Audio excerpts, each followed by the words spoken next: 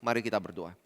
Kami berdoa bersyukur karena kami boleh dikaruniakan gerejamu ini. Tempat di mana kami boleh bersama-sama berkumpul, bersekutu, bertumbuh di dalam kebenaran firman Tuhan. Dan kami sungguh bersyukur Bapa, karena selama ini Engkau boleh menjaga kami dan menggembalakan kami melalui firman-Mu. Karena Engkau adalah gembala yang agung dan Engkau telah menetapkan firman Tuhan sebagai satu cara penggembalaan yang paling efektif, yang paling menolong kami untuk melihat kepada kebenaran Tuhan, mengerti kehendak Tuhan, dan dapat melakukan apa yang menjadi pimpinan-Mu dalam kehidupan kami. Karena itu ya Bapak, kami mohon Kau boleh berkati kami dengan firman, baik dari kebaktian umum dan juga sekolah minggu. Kau boleh mengaruniakan kebenaran-Mu bagi guru-guru sekolah minggu dan hamba-Mu juga yang menyampaikan firman. Engkau boleh juga memberikan pengertian, dan Roh Kudus-Mu boleh bekerja di dalam hati kami, baik yang dewasa ataupun yang anak-anak, untuk boleh dikaruniakan firman dan pengertian dan iman dalam kehidupan kami.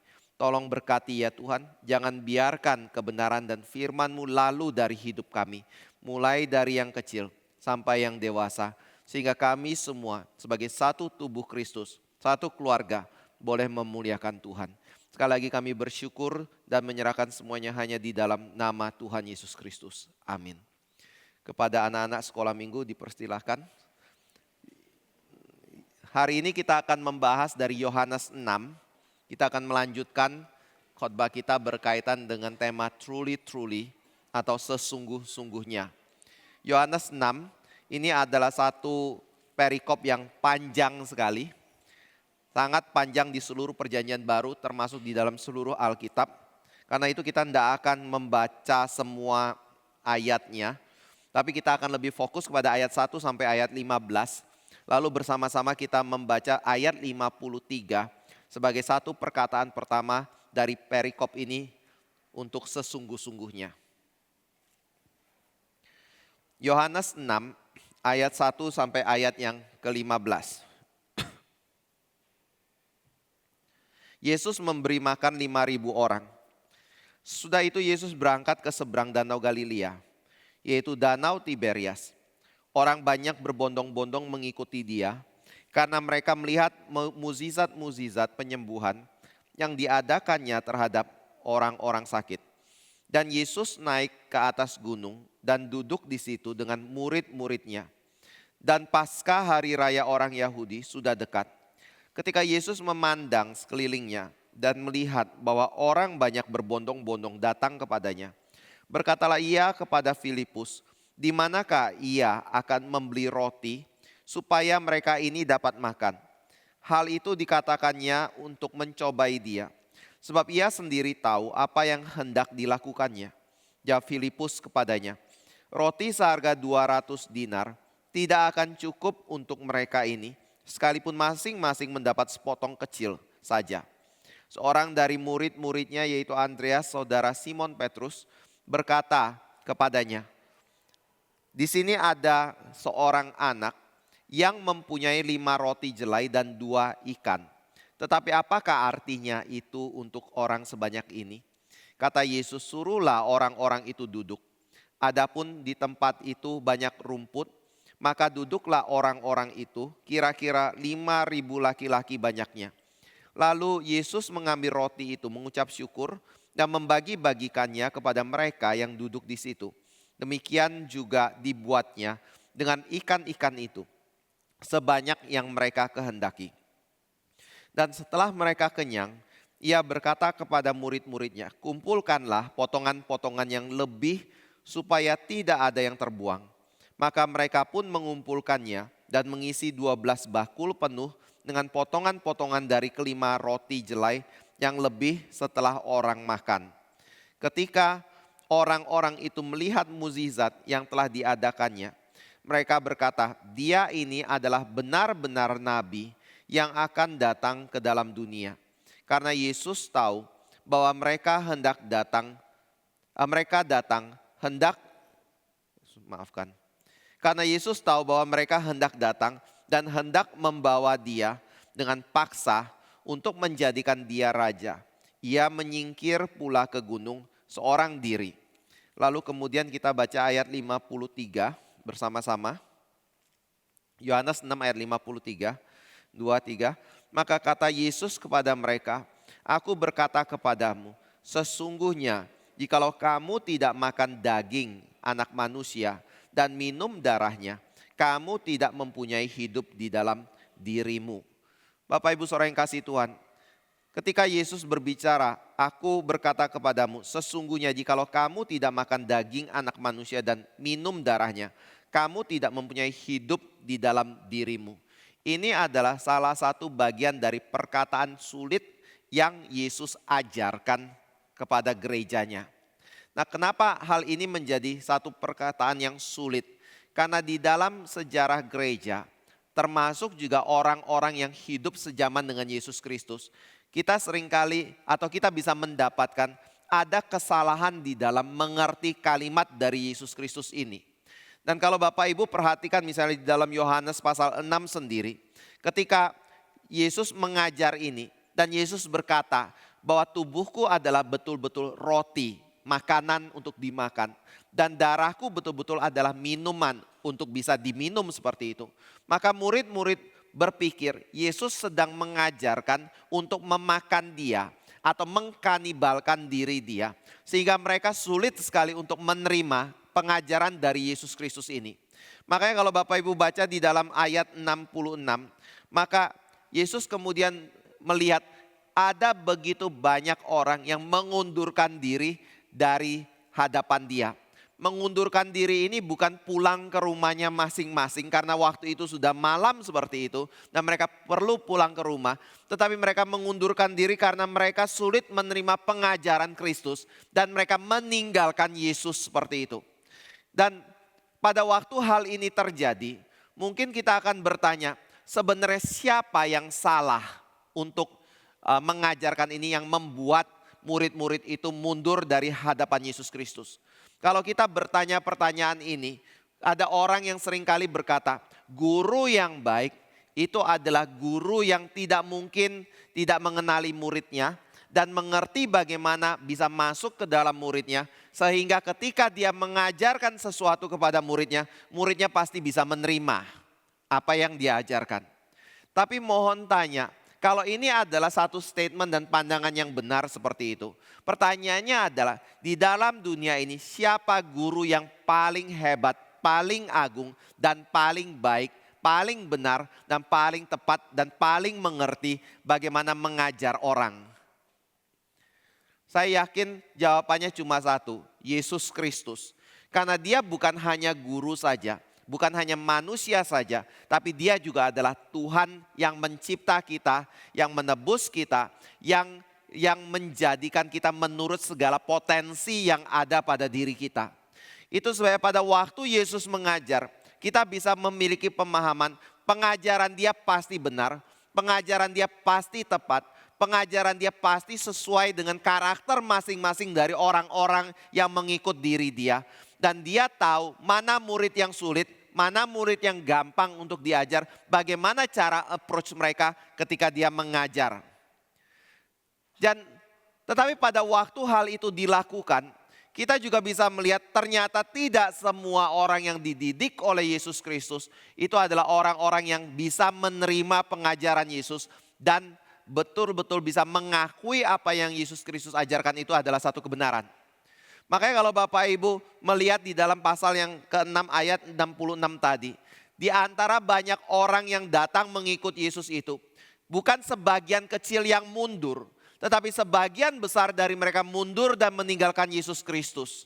Pertanyaannya adalah seperti ini, salah siapa? Apakah karena Yesus yang kurang baik di dalam mengajar dan mengembalakan, atau memang problemanya ada pada manusia dan murid-muridnya pada waktu itu? Saya sendiri tetap di dalam satu posisi, guru walaupun ini kalau bicara mengenai Yesus ya, dia tidak mungkin salah, yang salah adalah manusia yang mengikut dia. Kalau kita berbicara di dalam konteks guru manusia, walaupun guru manusia ada di dalam keterbatasan, ada dalam kekurangan, tetapi penolakan murid kekecewaan murid mungkin, trauma yang murid miliki terhadap seorang guru belum tentu karena gurunya salah. Tapi mungkin karena muridnya yang keras dan tidak mau menerima atau belum terbuka di dalam pemikiran tetapi sudah memiliki standpoint kebenaran mereka sendiri. Tetapi pada waktu kita melihat kepada Yesus Kristus, ada hal lain yang lebih menakutkan yang membuat ketika Yesus melihat murid-murid itu pergi mengundurkan diri, Yesus berkata seperti ini. Bahkan dia tidak takut, dia menoleh ke belakang. Kalau Bapak Ibu lihat di dalam ayat yang ke-67 dan seterusnya. Dia menoleh ke belakang dan melihat kepada murid-muridnya yang masih ada bersama-sama dengan dia. Lalu mengeluarkan satu statement yang cukup mengkagetkan waktu saya baca bagian ini. Yaitu berkata, kenapa kamu tidak pergi juga? Bukankah begitu banyak murid yang pergi meninggalkan aku? Kenapa kalian masih tinggal di sini? Masih ada bersama-sama dengan aku. Lalu keluarlah satu perkataan Petrus yang penting yang berkata bahwa perkataanmu adalah perkataan yang hidup atau perkataan hidup yang kekal. Dan kami telah percaya dan tahu bahwa engkau adalah yang kudus dari Allah. Makanya mereka tetap tinggal di situ. Tetapi Yesus kemudian mengeluarkan kalimat yang berikutnya. Tahu tidak, yang membuat kalian bisa tinggal di sini, itu bukan karena kalian memilih aku.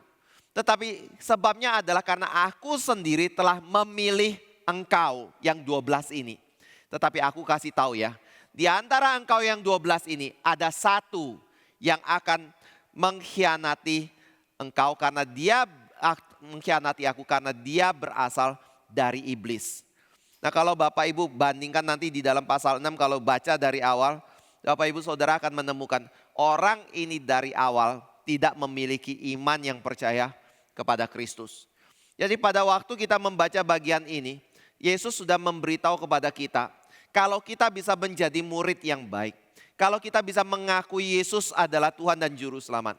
Kalau kita bisa mengikuti Dia di dalam ketaatan dalam hidup kita. Kita bisa melihat kebenaran yang ada pada diri Yesus. Itu semua bukan karena kemampuan kita. Tetapi itu adalah karena anugerah yang Tuhan berikan dalam kehidupan kita. Atau bagi diri kita. Makanya kalau Bapak Ibu baca di dalam ayat 44. Ada kalimat yang penting sekali yang Yesus katakan. Dan harusnya kita boleh hafalkan ini ya. Boleh baca bersama-sama ya. Tidak ada seorang pun yang dapat datang kepadaku, jikalau ia tidak ditarik oleh Bapa yang mengutus aku, dan ia akan kubangkitkan pada akhir zaman. Jadi Yesus memberitahu kita, kalau ada orang yang bisa datang kepada diri dia, itu adalah pekerjaan Bapa yang memberi diri kita kepada Yesus Kristus. Nah itu yang membuat kita bisa datang. Dan kata yang penting di situ muncul, tidak ada seorang pun yang dapat datang kepada Yesus kalau Bapa tidak memberikannya kepada aku. Artinya apa tidak dapat datang?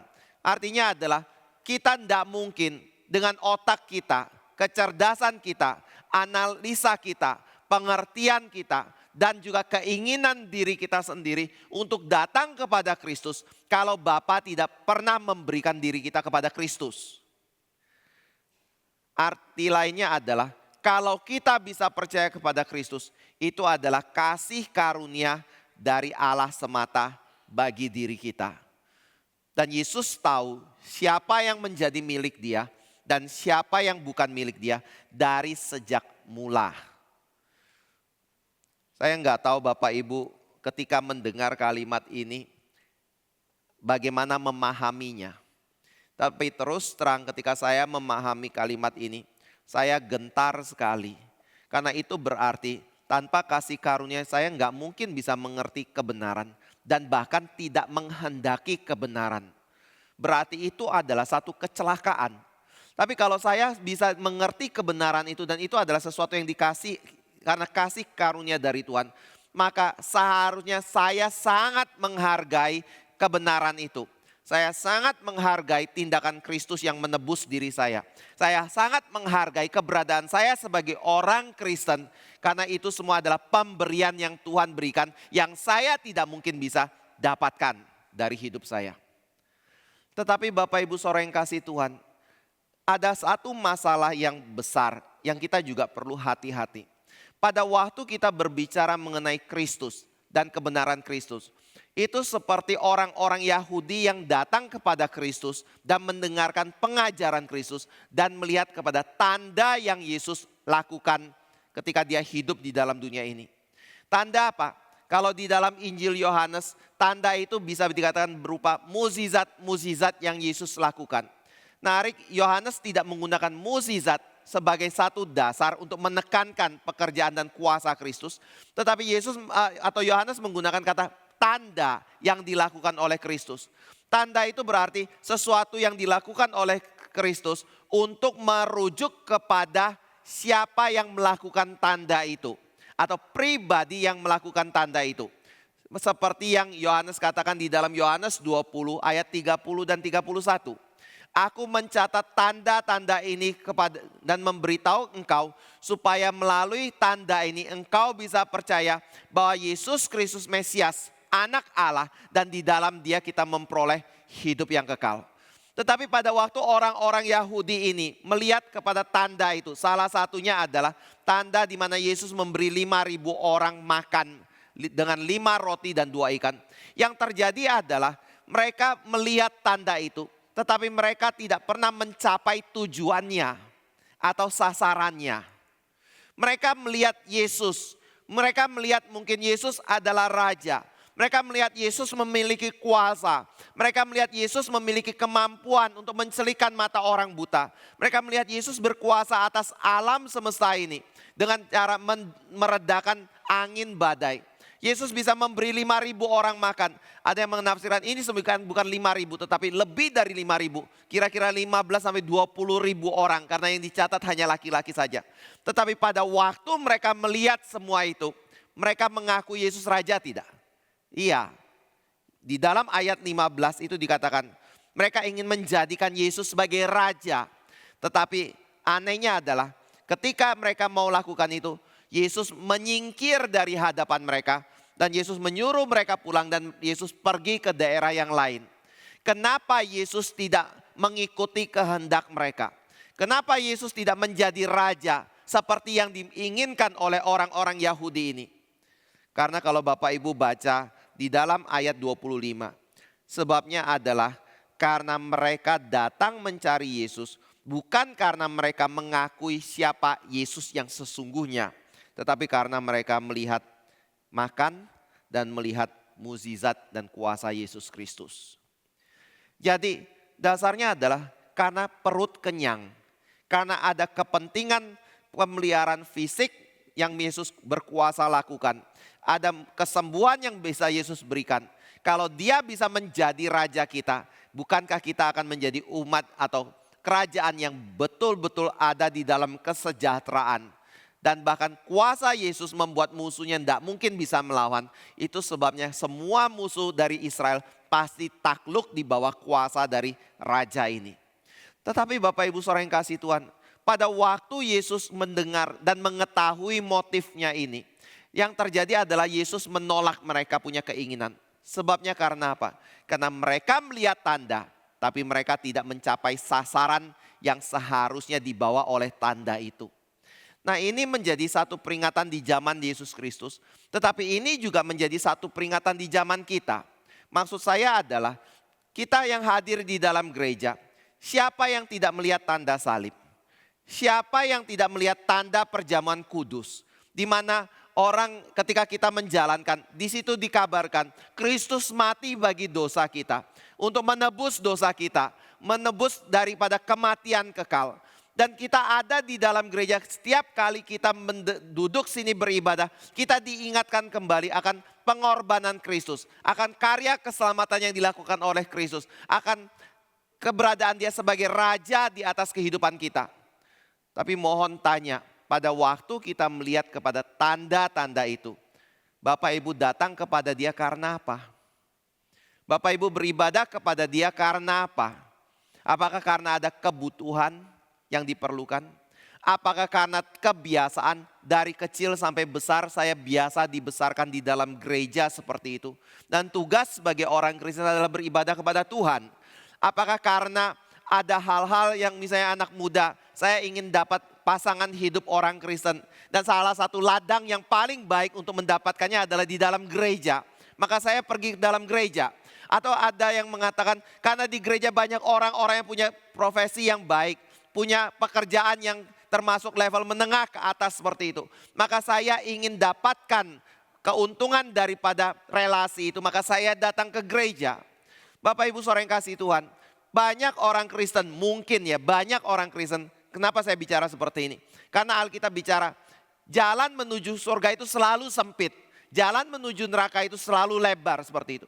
Mungkin banyak di antara orang Kristen yang datang ke gereja, hidup di dalam kelimpahan dari kasih karunia Tuhan. Seperti seekor tikus yang ada di dalam lumbung padi. Begitu banyak makanan, tapi mati di dalam lumbung padi. Kita ada di dalam gereja, ada begitu banyak firman yang dikabarkan. Penyataan kasih karunia Tuhan. Kebenaran-kebenaran yang seharusnya melimpahkan kita dengan pengenalan akan Tuhan. Dengan kasih Tuhan.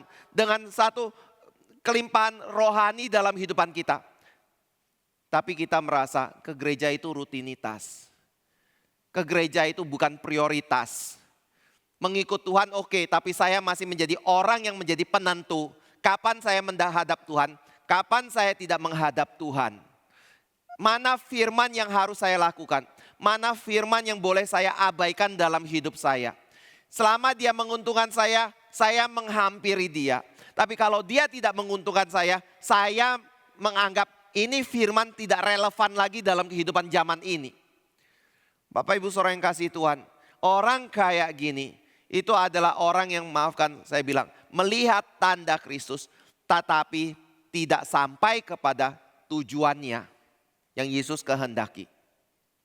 Saya pernah berbicara dengan satu orang, lalu dia waktu itu mendebat saya berkaitan dengan Sabat. Orang Kristen harusnya tidak perlu datang ke gereja tiap minggu untuk menjalankan ibadah kepada Tuhan seperti itu. Lalu dia mengeluarkan satu statement juga. Alkitab saya rasa ada bagian yang baik, ada bagian yang benar, ada bagian yang masih bisa ditaati seperti itu. Tetapi tidak semua pengajaran Alkitab itu masih relevan di dalam kehidupan zaman ini. Saya nggak salahin kalimat soal tidak semuanya bisa tidak semuanya bisa dilakukan seperti itu. Ada bagian penggenapan yang kita tidak perlu lakukan lagi. Misalnya Taurat di dalam perjanjian lama. Kita harus tahu hal itu. Tetapi di dalam pemikiran dia adalah ada hal-hal yang tidak perlu dilakukan karena firman Tuhan tidak kekal, tidak mengatasi sepanjang sejarah hidup manusia ini. Bapak Ibu saudara yang kasih Tuhan, saya ajukan satu pertanyaan kepada dirinya yang semula dia nggak mau jawab, tapi dia kemudian akhirnya bertanya kepada saya, jawabannya apa kayak gitu. Saya tanya, kira-kira kalau Tuhan itu ada, Yesus ada sungguh-sungguh seperti yang engkau percayai dia ada. Tugasnya apa ya? Apa yang dia kerjakan setelah dia mencipta langit dan bumi? Dia kerja apa?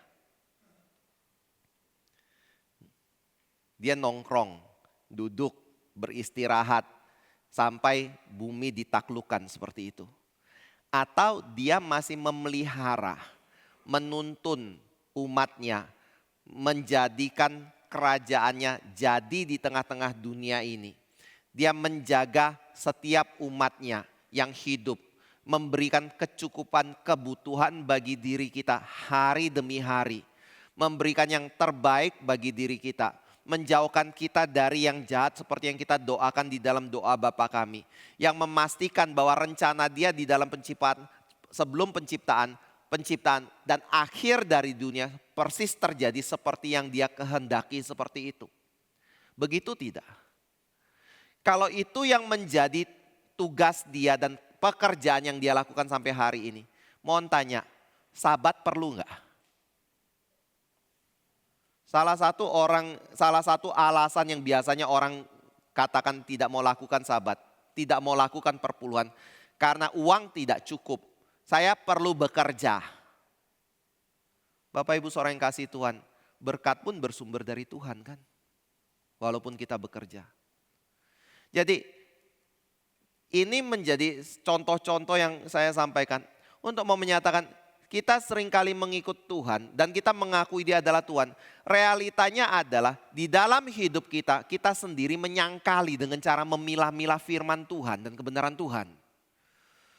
Bapak Ibu Saudara yang kasih Tuhan, mungkin salah satu sebabnya adalah kita melihat tanda, tapi kita tidak mencapai sasaran dari tanda itu seharusnya seperti apa.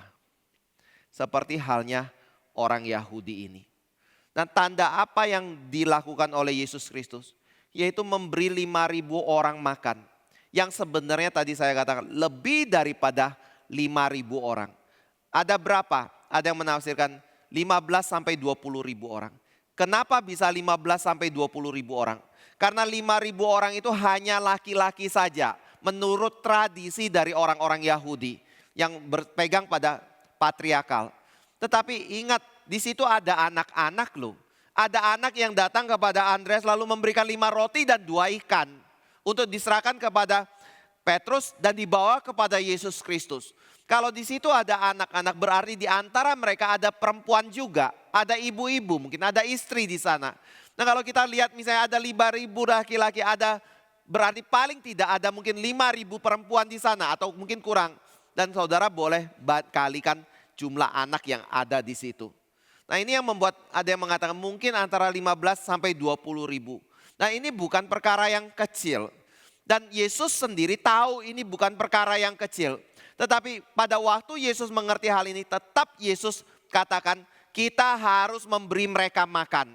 Nah kenapa kita harus memberi mereka makan? Dan hal ini dikatakan kepada Filipus pada waktu itu.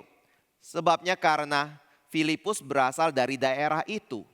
Dan seharusnya sebagai orang yang berasal dari daerah itu mengerti di mana toko roti berada. Berapa biaya roti, berapa uang yang kita miliki, berapa banyak roti yang kita bisa dapatkan untuk mensuplai orang-orang ini. Tetapi pada waktu Yesus bertanya kepada Filipus, Yesus tahu tidak kalau uang yang mereka miliki 200 dinar itu tidak mungkin bisa mencukupi mulut 15 sampai 20 ribu orang. Jawabnya tahu, walaupun mereka bisa beli seperti yang Filipus katakan dan dibagi-bagi, tetap hal itu tidak bisa memberi rasa kenyang kepada orang dan kekuatan untuk pulang ke rumah mereka masing-masing. Lalu kita mungkin tanya, kenapa Yesus masih tanya?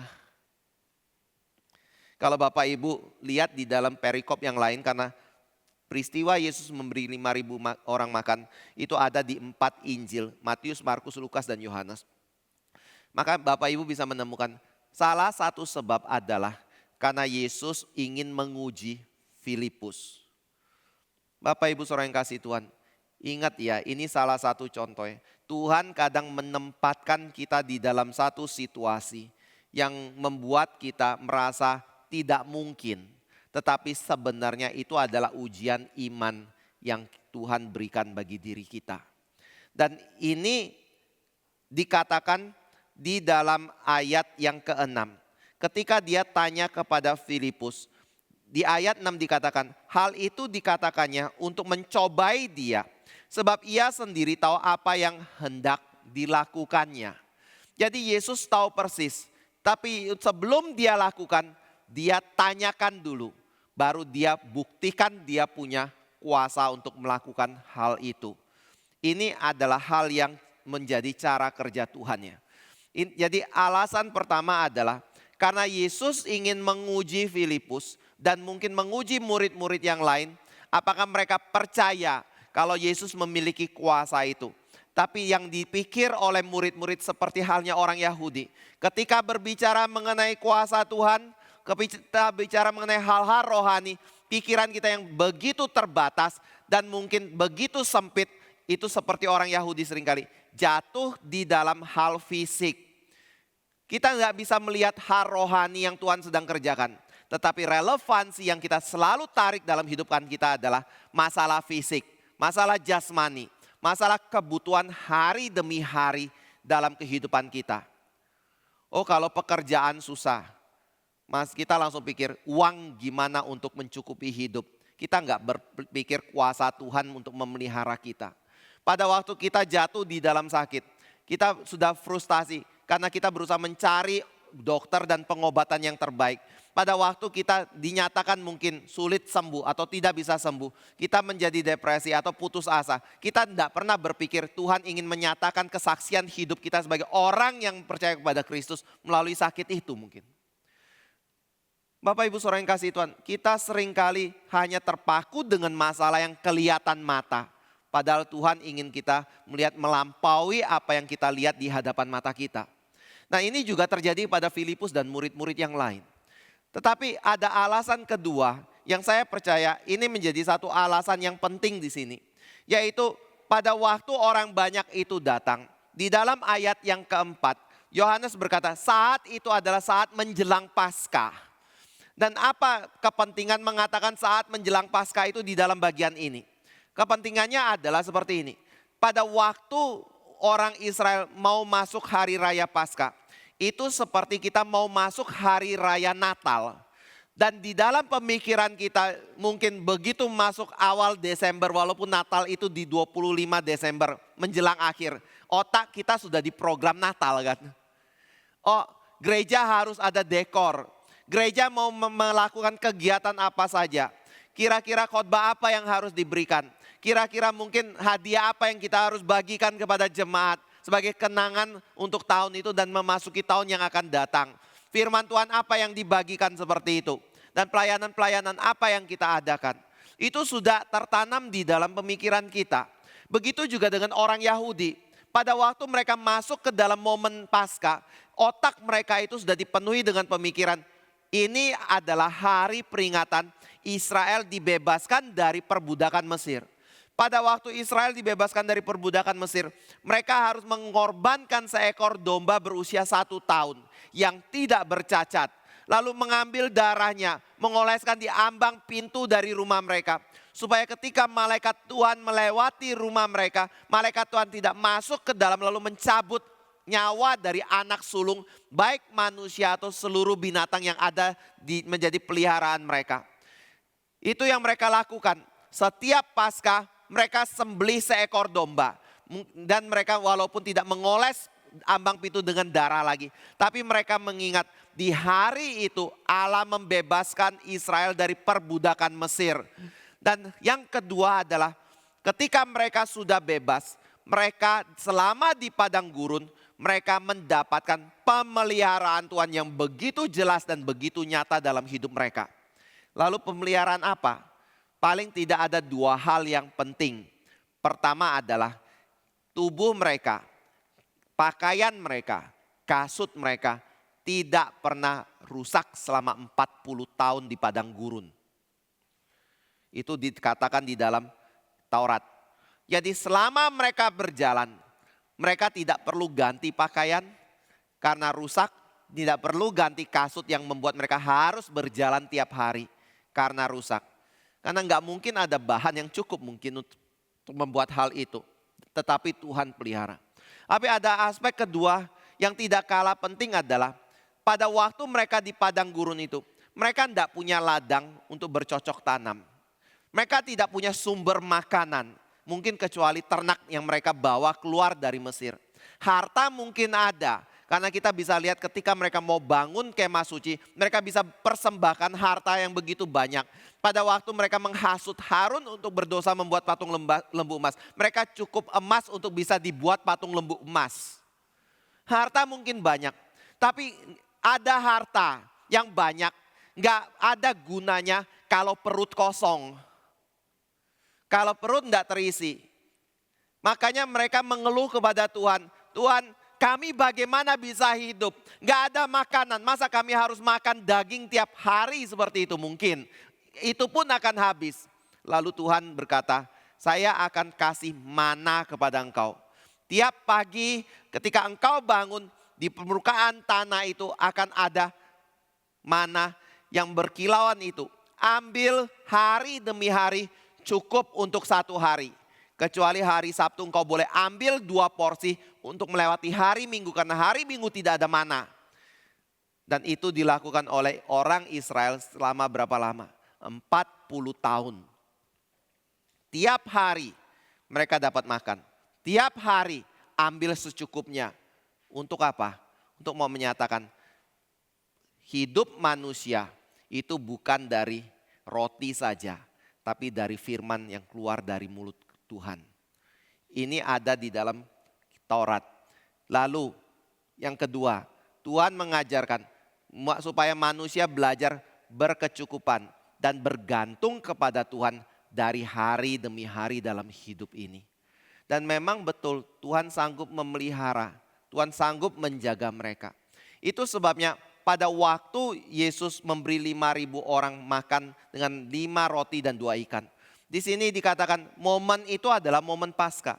Kenapa momen ini sebagai momen Paskah digunakan oleh Yesus untuk membuat 5.000 orang atau 15 sampai 20.000 orang makan dari 5 roti dan 2 ikan. Yesus mau mengajarkan kepada mereka, aku adalah roti hidup. Yesus mau mengatakan bahwa dia adalah seorang yang lebih berkuasa dan lebih besar daripada Musa. Itu sebabnya kalau Bapak Ibu baca di dalam percakapan ketika Yesus berbicara, aku adalah roti hidup itu. Mereka kemudian menanyakan Yesus, siapa engkau? Apakah engkau lebih besar dari Bapa kami Musa yang memberi kami makan mana di padang gurun selama 40 tahun? Mereka nggak bisa melihat itu. Tetapi pada waktu itu Yesus menggunakan kesempatan itu bukan hanya untuk menguji Filipus, tetapi juga untuk memberitahu kalau dia adalah roti hidup itu. Dan di dalam dia ada hidup yang kekal. Bapak Ibu Saudara yang kasih Tuhan. Jadi pada waktu Yesus melakukan pemberian makan 5.000 orang di hari menjelang Paskah. Ini bukan hanya bicara mengenai ujian, tetapi ini mau berbicara mengenai tanda. Mukjizat yang dilakukan oleh Kristus itu tanda akan siapa Yesus. Hari raya yang ada di dalam perjanjian lama yang diminta oleh Tuhan untuk dirayakan itu juga merujuk kepada Kristus sebagai kegenapan dari hari raya itu. Artinya adalah kita tidak mungkin bisa meleset dari kebenaran yang mengatakan Yesus adalah Mesias, dia anak Allah. Di dalam dia adalah hidup yang kekal. Jadi ada tanda yang merujuk ke situ. Contoh lain misalnya tanda. Di dalam Alkitab ada kalimat yang mengatakan pada waktu Yohanes Pembaptis memberitakan mengenai Yesus. Dia adalah anak domba Allah, penghapus dosa dunia. Tidak lama kemudian dia dimasukkan dalam penjara. Tetapi pada waktu dia di dalam penjara, dia kemudian mengutus seorang murid datang kepada Yesus Kristus dan bertanya kepada Yesus, Guru, apakah engkau orangnya atau kami harus menunggu orang yang lain? Kenapa Yohanes bertanya seperti ini kepada Yesus Kristus? Karena Yohanes melihat apa yang dia khotbahkan mengenai Mesias itu sepertinya bertolak belakang dengan apa yang Yesus lakukan di dalam dunia ini. Yohanes berkata, aku membaptis dengan air, tapi dia membaptis dengan roh dan api. Maksudnya apa? Roh berarti dia membaptis dengan Roh Kudus bagi diri kita.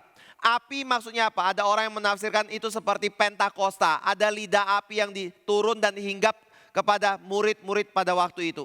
Tetapi saya sendiri melihat konteksnya bukan mengatakan itu adalah bahasa roh atau itu adalah lidah api yang hinggap pada murid-murid. Tetapi atau bukan pemurnian seperti itu. Tetapi api di sini berbicara mengenai penghakiman. Bapak Ibu boleh buka di dalam Injil dan lihat konteks itu. Di situ Yohanes berkata, dia akan membaptis dengan roh dan dia akan membaptis dengan api. Kenapa api? Karena kapak itu sudah tersedia di bawah pohon dan tinggal satu tebasan lagi maka pohon itu akan dijatuhkan. Artinya penghakiman akan terjadi dan dia adalah pribadi yang akan menjatuhkan penghakiman itu. Tapi pada waktu Yohanes lihat Yesus yang dia lakukan kesana sini melakukan kebaikan, kemurahan, belas kasih, mengobati orang yang sakit, menyembuhkan orang yang lumpuh, dan menerima orang yang kusta dan orang yang berzina untuk bertobat dan kembali ditahirkan di dalam dia. Yohanes bingung, siapa dia? Benar enggak? Jangan-jangan saya salah. Harusnya ketika Mesias datang, dia menjatuhkan penghakiman bagi manusia berdosa. Kenapa dia bahkan baik kepada orang yang berdosa, orang yang jahat itu? Nah, Yesus berkata, kasih tahu Yohanes, orang buta melihat, orang lumpuh berjalan, orang tuli mendengar, orang kusta menjadi tahir seperti itu. Beritahu dia dan kasih tahu apakah engkau tersandung oleh apa yang aku lakukan ini. Bapak Ibu saudara yang kasih Tuhan, di sini Yesus mau mengatakan, pada waktu engkau melihat pada tanda yang aku lakukan, engkau bisa melihat enggak pada waktu aku menyembuhkan orang-orang itu. Pertama, itu ada di dalam kitab Nabi Yesaya. Tetapi itu bukan hanya ada di dalam kitab Nabi Yesaya saja, maka engkau percaya. Melainkan ada tujuan yang lebih penting, yaitu mengatakan apa? Pada waktu aku mencelikan mata orang buta, dapatkah engkau melihat bahwa aku adalah sumber terang? Pada waktu aku meredakan badai, dapatkah engkau melihat aku adalah Allah yang berkuasa atas alam? Pada waktu aku menyembuhkan orang yang lumpuh, aku adalah Allah yang berkuasa atas penyakit.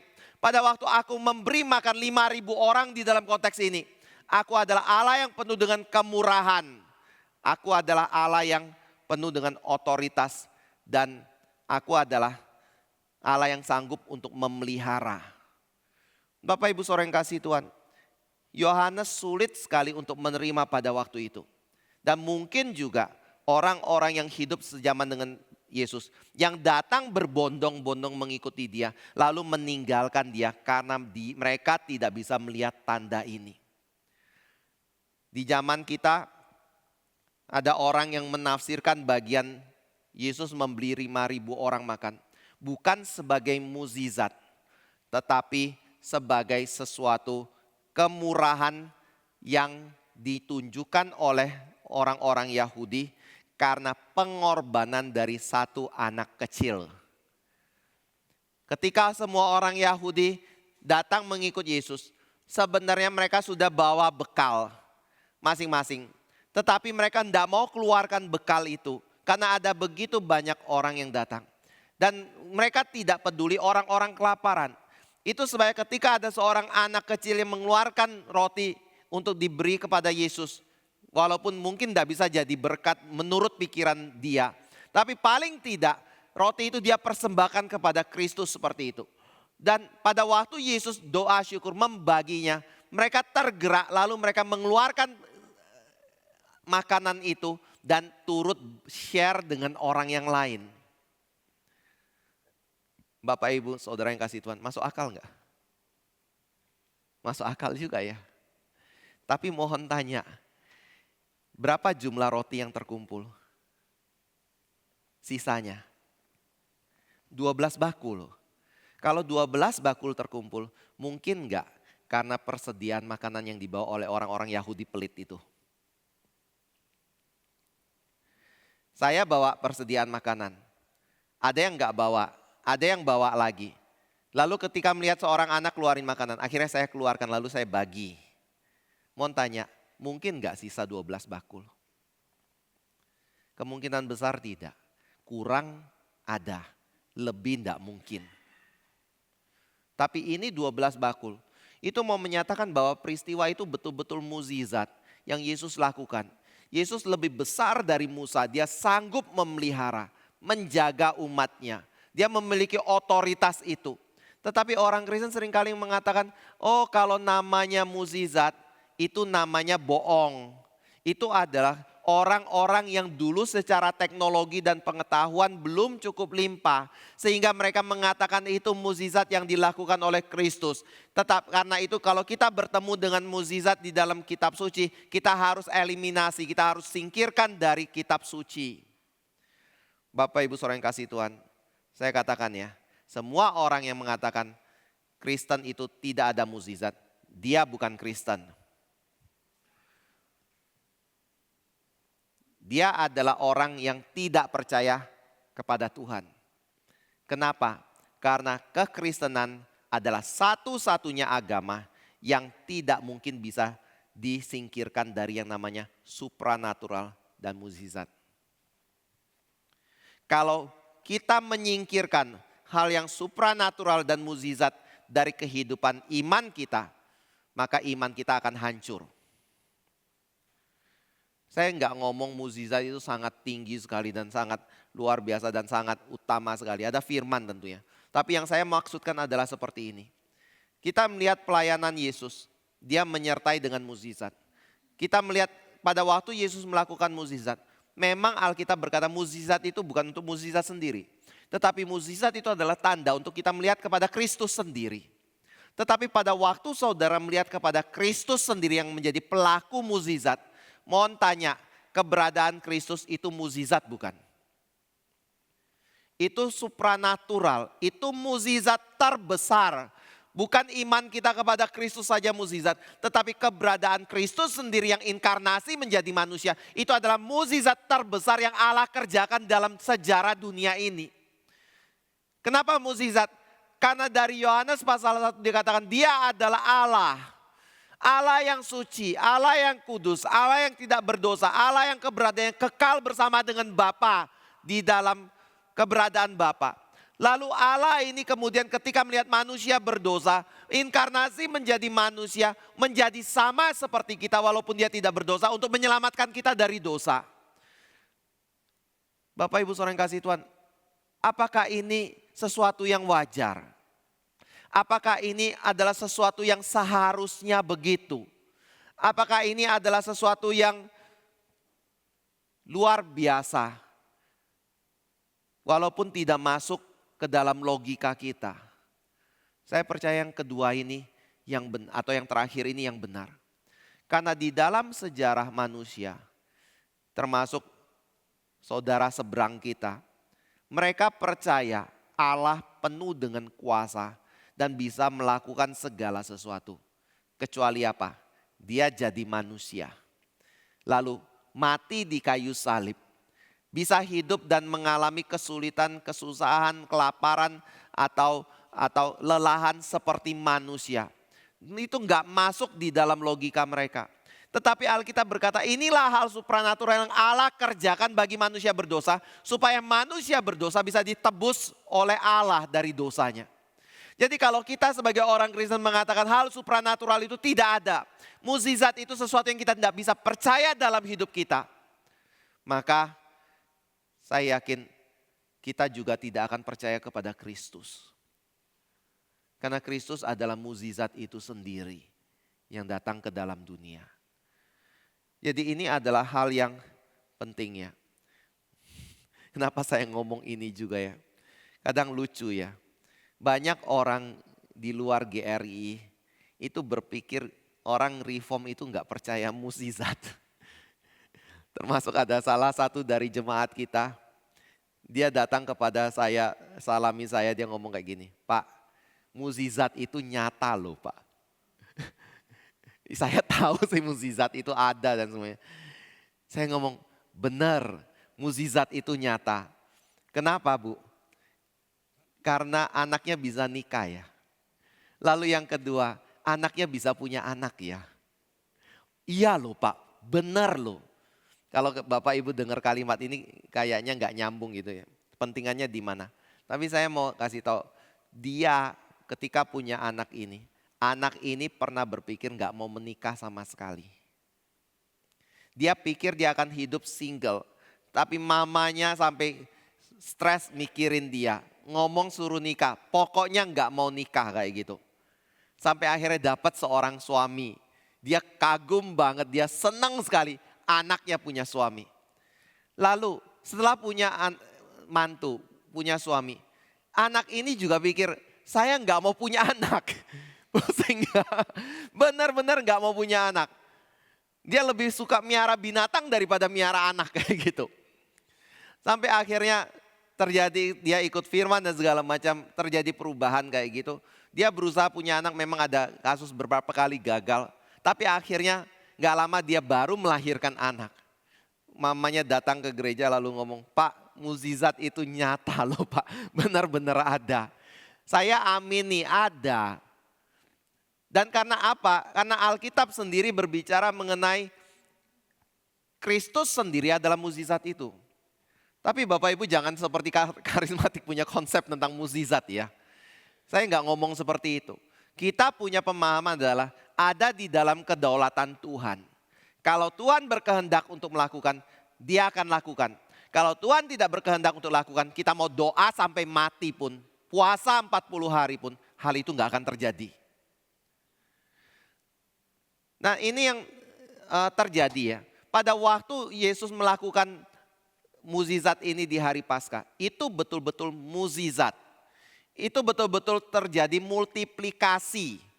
Kalau ini bedanya dengan apa yang terjadi di dalam perjamuan kawin di Kana. Perjamuan kawin di Kana adalah transformasi. Mukjizat yang terjadi pada waktu memberi 5.000 orang makan adalah multiplikasi. Bedanya apa? Kana air biasa menjadi anggur. 5.000 orang makan roti yang sama dan ikan itu yang diperbanyak akhirnya memenuhi kebutuhan semua orang dan bahkan berlebih seperti itu. Dan kalau kita berbicara ini, mungkin kita bertanya, kapan peristiwa itu terjadi? Kalau air di Kana terus terang dan itu kita nggak bisa paham apakah setiap kali tuang itu menjadi anggur. Atau pada waktu sudah dituang selesai, dicedok langsung berubah menjadi anggur kayak gitu. Mungkin saja begitu. Tapi kalau mukjizat 5.000 orang makan itu bagaimana? Kapan hal itu terjadi?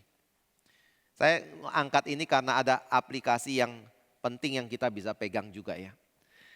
Saya percaya bukan di tangan Yesus.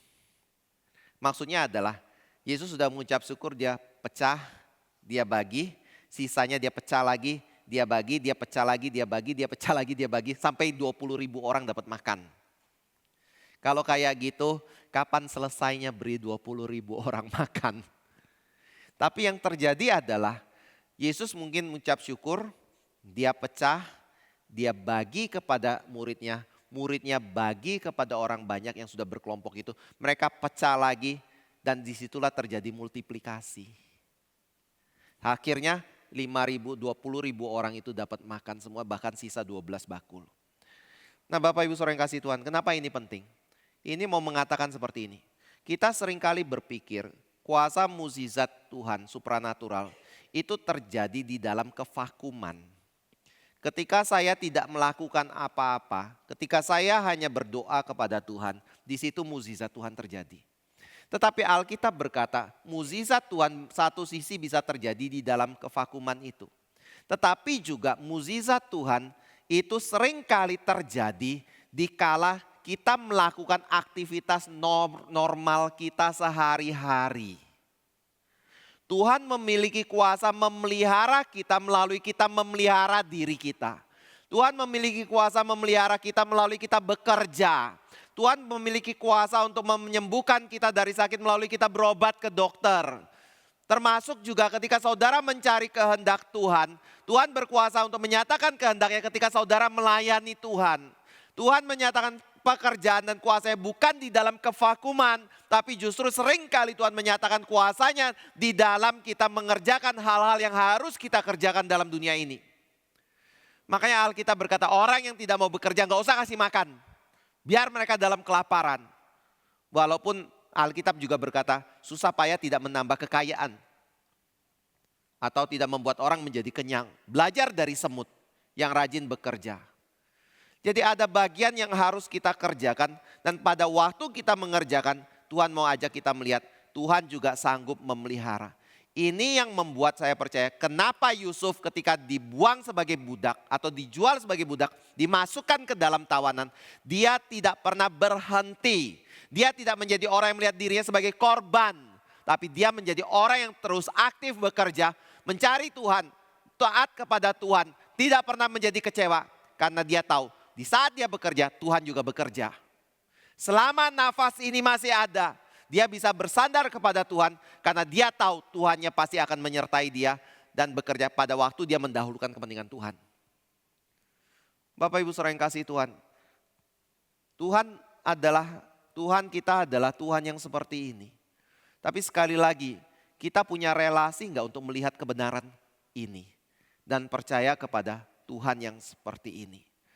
Murid-murid atau orang banyak yang mengikut Yesus. Ketika mereka melihat tanda, mereka salah sasaran loh. Mereka tidak capai apa yang harusnya mereka lihat seperti yang Yesus mau nyatakan bagi mereka. Itu sebenarnya kalau Bapak Ibu baca di dalam ayat 25 dan 26. Ada hal seperti ini yang dikatakannya. Ketika orang banyak menemukan Yesus di seberang laut itu. Mereka berkata kepadanya, Rabi, bila mana engkau tiba di sini? Yesus menjawab mereka, aku berkata kepadamu, sesungguhnya kamu mencari aku bukan karena kamu telah melihat tanda-tanda. Melainkan karena kamu telah makan roti itu dan kamu kenyang.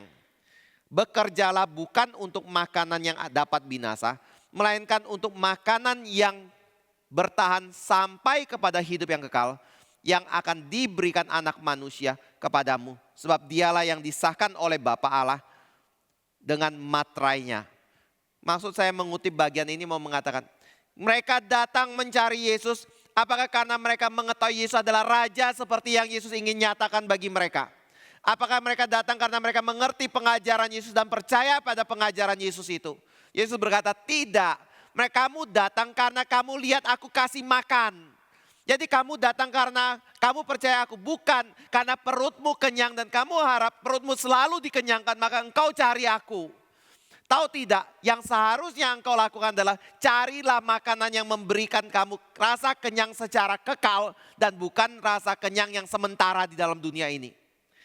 Bapak Ibu Saudara yang kasih Tuhan, kalimat ini bukan mengatakan bahwa kita tidak perlu kerja.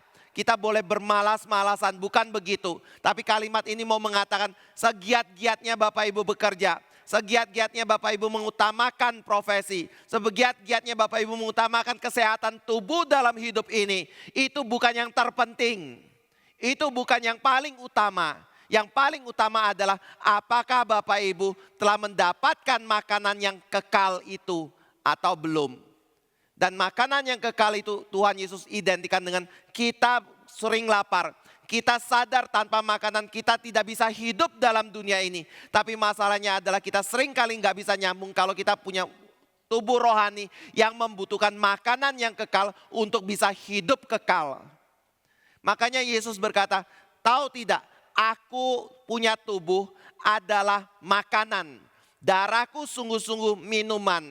Engkau harus makan tubuhku, engkau harus minum darahku, baru engkau memiliki hidup yang kekal. Itu tujuannya bukan kita sembelih Yesus, kita makan tubuhnya, bukan seperti itu. Bukan tujuannya seperti yang Katolik ajarkan mengenai komuni. Di mana ketika roti itu diserahkan ke dalam tangan Tuhan, dia berubah menjadi tubuh fisik Yesus atau anggur itu berubah menjadi darah fisik Yesus. Sehingga setiap kali kita menerima komuni, kita menerima tubuh fisik Yesus dan darah fisik Yesus Kristus. Bukan seperti itu. Yesus tidak pernah mengajarkan hal ini. Karena pada waktu Yesus berkata, tubuhku betul-betul makanan, darahku betul-betul minuman. Siapa yang makan tubuhku dan minum darahku ada dalam hidup yang kekal. Penjelasannya ada di dalam bagian yang ayat ke-26 dan 28 dan 29. Ketika Yesus sudah berbicara seperti itu, Yesus berkata, lalu ketika mereka bertanya kepada Yesus, apakah yang harus kami perbuat supaya kami mengerjakan pekerjaan yang dikehendaki Allah? Jawab Yesus kepada mereka, inilah pekerjaan yang dikehendaki Allah, yaitu hendaklah kamu percaya kepada Dia yang telah diutus Allah. Bapak Ibu Saudara yang kasih Tuhan, ayat ini mau mengatakan kita datang kepada Kristus bukan dengan cara menyembelih Yesus dan makan tubuh fisik Yesus. Baru kita punya hidup yang kekal. Tetapi yang dimaksudkan Yesus makan tubuh fisikku dan minum darahku adalah datang kepada Kristus dan percaya kepada Dia. Maka di dalam Dia kita memiliki hidup yang kekal. Tetapi untuk bisa memberi gambaran yang jelas bagi kita mengenai hidup, maka Yesus gunakan analogi atau mukjizat di mana 5.000 orang diberi makan dengan 5 roti dan 2 ikan. Untuk mau mengatakan seperti halnya engkau sanggup aku pelihara di dalam kehidupan fisikmu. Aku juga berkuasa untuk memelihara hidupmu setelah engkau meninggalkan dunia ini. Dan untuk engkau bisa dipelihara di dalam kehidupan yang kekal, maka engkau harus mengerti bahwa aku adalah makanan itu. Seperti halnya engkau makan roti di dalam hidupmu. Tapi bukan berarti kita sembelih. Melainkan percayalah kepadaku. Karena di dalam aku ada hidup yang kekal. Bapak Ibu Saudara yang kasih Tuhan. Yesus katakan ini bukan sebagai satu perkataan yang lalu saja.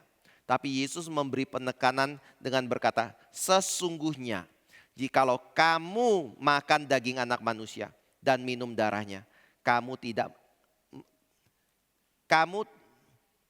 tidak mempunyai hidup di dalam dirimu. Oh, ada kata tidak ya. Aku berkata kepadamu, sesungguhnya jikalau kamu tidak makan daging anak manusia dan minum darahnya, kamu tidak mempunyai hidup di dalam dirimu. Barang siapa makan dagingku dan minum darahku, ia mempunyai hidup yang kekal, dan aku akan membangkitkan dia pada akhir zaman. Ini adalah satu kebenaran. Jadi dengan begitu, kenapa orang Kristen mengabarkan Kristuslah jalan itu? Kristuslah jawaban untuk hidup yang kekal. Karena Yesus sendiri mengatakan, aku adalah hidup yang kekal itu. Kiranya Tuhan boleh memberkati kita ya. Mari kita masuk di dalam doa.